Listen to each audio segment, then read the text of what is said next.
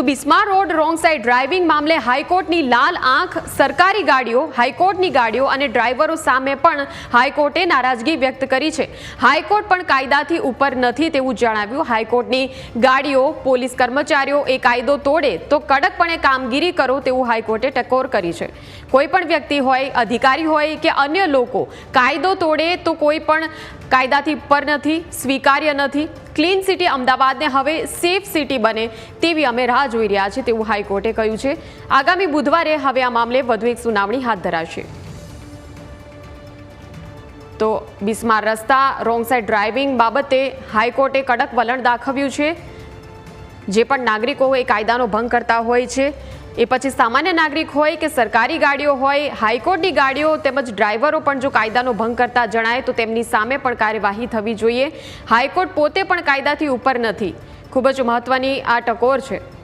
સંવાદદાતા જયેશ ફોનલાઈન પર જોડાઈ ગયા છે. જયેશ, હાઈકોર્ટે કહ્યું છે કે હાઈકોર્ટ ખુદ પણ કાયદાથી પર નથી. જો હાઈકોર્ટના જે ડ્રાઈવરો છે, જે ત્યાંના કર્મચારીઓ કે સરકારી કર્મચારીઓ કોઈ કાયદાનો ભંગ કરતા જણાય તો તેમની સામે પણ કાર્યવાહી થવી જોઈએ.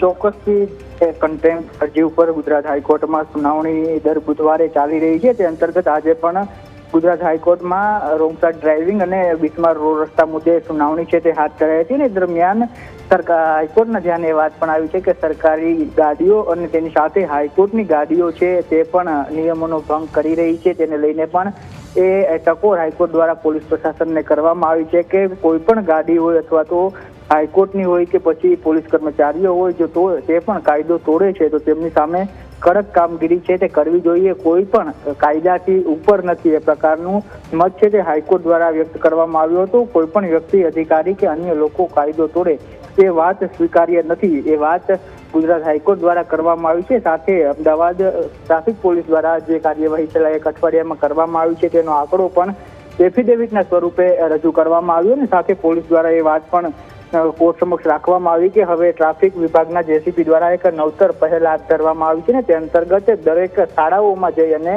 ટ્રાફિકની જે સેન્સ છે તે બાળકોને આપવામાં આવી છે. ત્યારે હાઈકોર્ટે એ પણ ટકોર કરી છે કે જે પ્રકારે સ્વચ્છતામાં અમદાવાદનો નંબર આવ્યો છે એ જ રીતે સેફ સિટીમાં પણ હાઈકોર્ટનો અમદાવાદનો નંબર આવે એ પ્રકારની આશા અમે રાખી રહ્યા છીએ. સાથે હાઈકોર્ટ દ્વારા ટ્રાફિક પોલીસની જે કામગીરી છે તેના પણ પ્રશંસા છે તે કરવામાં આવી છે. ત્યારે હવે આવતા બુધવારે છે તે ફરી સુનાવણી હાથ ધરાશે. ત્યારે પણ જે કામગીરીનો રિપોર્ટ છે તે તંત્ર દ્વારા રજૂ કરવામાં આવશે.